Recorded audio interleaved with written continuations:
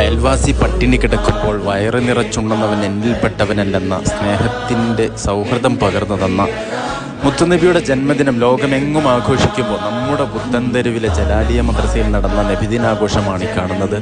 സഹകരിച്ചവർക്കെല്ലാം സന്തോഷം, പ്രാർത്ഥനകൾ.